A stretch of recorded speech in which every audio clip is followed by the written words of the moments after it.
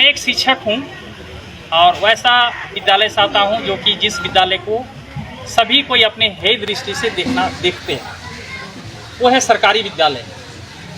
लेकिन मैं शुरू से ही ये चैलेंज रूप में लिया था, जब मैं योगदान किया था उस समय से ही, कि सरकारी स्कूल को प्राइवेट स्कूल से कंपैरिजन करता तो प्राइवेट स्कूल हमेशा टफ क्यों रहता, क्या खूबियाँ उसमें रहती, क्या हमारे सरकारी शिक्षक की पढ़ाई में या एजुकेशन में कमी है क्या प्राइवेट शिक्षकों की जो एजुकेशन है वो ज़्यादा है क्या।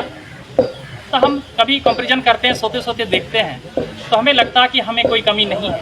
उनकी अपेक्षा, सॉरी माफ़ कीजिएगा यदि मान लीजिए कोई ऐसा प्राइवेट से है तो टीचर है, तो हमें ऐसा लगा कि नहीं, हमें कोई कमी नहीं है, सिर्फ हमारी जो सोच है उसमें कमी है और हमारा जो सरकारी स्टाम्प जो लगा है उसमें कमी महसूस होती है, जिसके चलते कोई भी शिक्षक अपने आप में आगे नहीं बढ़ते।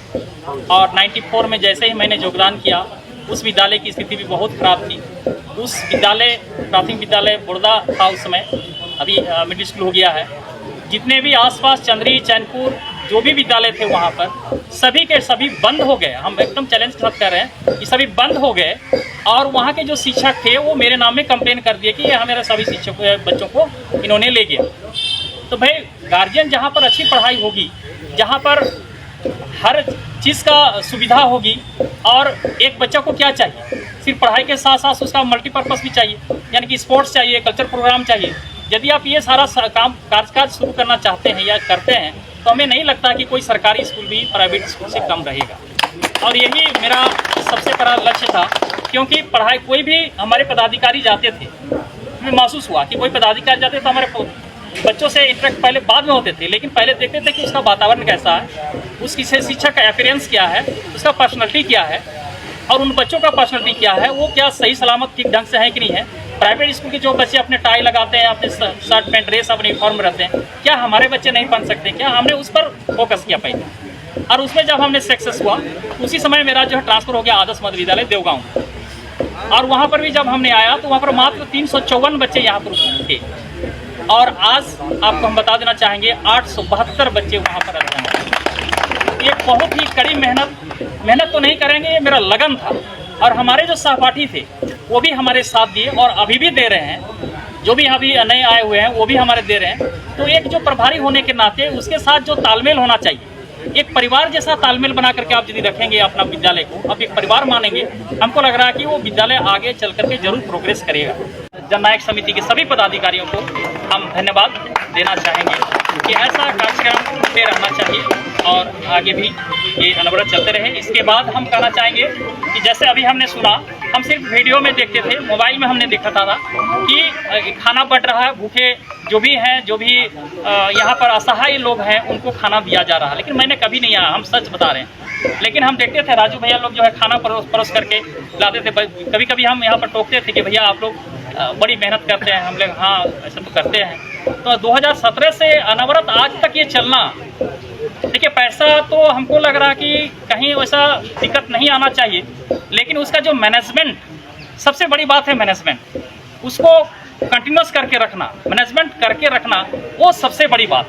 कोई भी व्यक्ति आपको हेल्प कर सकता है, बहुत सारे लोग हैं आपको कर सकते हैं, मनी से भी कर सकते हैं, लेकिन उसका जो जैसे अभी हमने सुना कि एक ये लड़का ये पूरा इसमें पूरा दिन रात पूरा इसमें पूरा निछावर है, अभी हमको बता रहे थे। तो ऐसे कुछ बहुत सारे लोग आपको मिलेंगे जो कि इसके लिए कार्य करते हैं। हम धन्यवाद देना चाहेंगे इनको कि जो इस कार्य में, इस पुनीत कार्य में ये लगे हुए हैं, और ये कंटिन्यूस जो ये चल रहा और चलेगा ही, ये ऊपर वाला है। हम सबों का कड़ी मेहनत होनी चाहिए और लगन भी होना चाहिए। शिक्षा में कई सारे तत्व होते हैं जो कि किसी बच्चे को या जो भी अध्ययनरत होता है उसको हेल्प करते हैं, चाहे वो कम्युनिटी से जो शिक्षा मिलती है या आसपास के माहौल से मिलती है। तो हर व्यक्ति किसी न किसी तरह से शिक्षक की भूमिका को जो है प्रत्यक्ष परोक्ष रूप से सुनिश्चित करता है। इसलिए आप सभी भी मेरी नज़र में एक शिक्षक हैं। इस बात से ये बात कहने में कोई अतिशयोक्ति नहीं।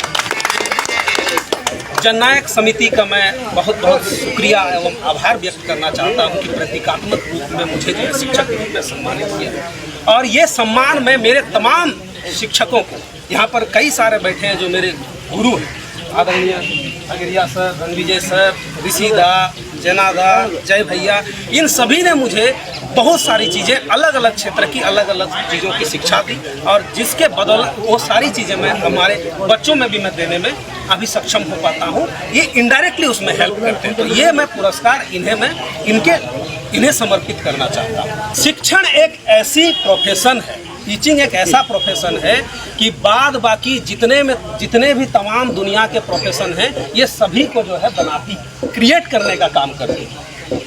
और दुनिया में जितने सकारात्मक अभ्यास और सकारात्मक कार्य हो रहे हैं, उसमें भी ये टीचर का जो है क्रेडिट है कि वो उन्हें बनाए, उस प्रोफेशन को बनाए, उस आदमी को बनाए कि कोई इंजीनियर बना, कोई डॉक्टर बना और सेवा दे रहा है। लेकिन साथ में एक चिंतन ये भी आ सकता है कि दुनिया में तमाम जो अनैतिक कार्य हो रहे हैं, असामाजिक कार्य हो रहे हैं, उस पर भी हमें थोड़ी सी जिम्मेदारी लेकर मंथन करने की आवश्यकता है कि हम किस तरह से एक डॉक्टर, एक इंजीनियर तो बनाएंगे, लेकिन उनमें नैतिक तत्वों का किस तरह से आत्मसात कराएंगे कि वो बच्चा आगे चल करके पॉजिटिवली वो जो है समाज को सेवा, क्योंकि एक अच्छा वैज्ञानिक वो अगर पॉजिटिव तरीके से बन रहा है, उसमें अगर नैतिक तत्व हैं, तो वो देश को बहुत अच्छा से वो क्या कर सकता है, सेवा दे सकता है। लेकिन अगर उसमें अनैतिक तत्व भरे हुए हैं और एक अच्छा वैज्ञानिक है, तो वो परमाणु बम तक बना सकता है और उसका गलत इस्तेमाल तक कर सकता है, वो थ्रेट कर सकता है, वो देश को नुकसान पहुंचाने का काम कर सकता है। तो आज के दिन पर मैं तमाम हमारे शिक्षक समाज के लोगों से एक निवेदन करता हूं कि हम लोग संकल्पित हों कि किस तरह से हमारे प्रैक्टिसेस में नैतिक तत्वों को इतनी मात्रा में आत्मसात करवाएं बच्चों को कि वे आगे चलकर सिर्फ पॉजिटिव रूप से सेवा दें, असामाजिक ना बने, अनैतिक कार्य कोई नहीं करे। जैसे शिक्षक जो होते हैं वो बच्चों को शिक्षा देते हैं। कहा जाता है कि शिक्षा ऐसा हथियार है जो कि तलवार से कहीं बढ़कर, अगर आपके पास कलम की शक्ति है, कलम की ताकत है, तो आप बड़े से बड़ा जो है मुकाम हासिल कर सकते हैं, बड़ी से बड़ी लड़ाई जीत सकते हैं। शिक्षक जो है यही है विश्व में जो सारे लोगों के सारे बच्चों के गुणों का विकास करते हैं और सारे लोगों को इंसान बनाते हैं। शिक्षा है जो कि मनुष्य को सभ्य बनाती है, जीवन जीने के सलीके सिखाती है, ये हमें सामाजिकता प्रदान करती है। हम सब सामाजिक प्राणी हैं। ये हमें सिखाती है कि हमें समाज में रहना कैसे है, व्यवहार कैसे करना है और हमें सबको साथ लेते हुए आगे कैसे बढ़ना है। हम भी ये चाहते हैं कि हम सारे बच्चों को शिक्षित करें। जैसे महिलाओं की शिक्षा जो है, पहले महिलाएं जो है काफ़ी दबाई जाती थी, क्यों वो आगे नहीं आ पाती थी, समाज में बढ़ नहीं पाती थी, क्योंकि उनके पास शिक्षा नहीं।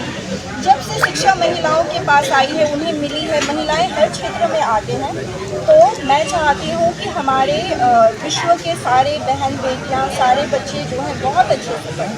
शिक्षा एक ऐसा क्षेत्र है और विद्यालय एक ऐसा क्षेत्र है जहाँ पर आप हर जगह में जाइए, विश्व के कहीं भी जाइए, आपको रोते हुए लोग मिलेंगे, हमेशा परेशानी से ग्रसित लोग मिलेंगे, लेकिन एक विद्यालय ऐसा जगह है कि वहाँ पे आपको हंसते मुस्कुराते हुए बच्चे ही हमेशा मिलते हैं। तो वो अपनी मुस्कुराहट लेकर, अपनी सकारात्मकता लेकर आपके पास आते हैं कि ये वो इंसान है, ये मेरा शिक्षक है जो मेरा भविष्य बनाएगा, मुझे बहुत आगे लेकर जाएगा। तो शिक्षकों की ये जिम्मेदारी बनती है कि बच्चों में ज़्यादा से ज़्यादा गुणों का विकास करें और शिक्षा को उच्चतम स्तर पर पहुँचाएं। और इस मंच को पर मुझे सम्मानित करने को जो अवसर दिया, मैं जननायक समिति तहे दिल से मैं स्वागत करता हूँ, बधाई देता हूँ।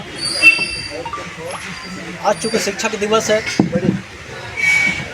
और शिक्षक दिवस पर एक नया कार्यक्रम का जो प्रारंभ इन्होंने किया, ये बहुत बड़ी उपलब्धि और एक धन्यवाद के पात्र है। चूँकि आज जैसा कि आपको विदित है, या 7 साल से नियमित रूप से इन्होंने लोगों की सेवा की, खाली पेट को उन्होंने अनाज दिया और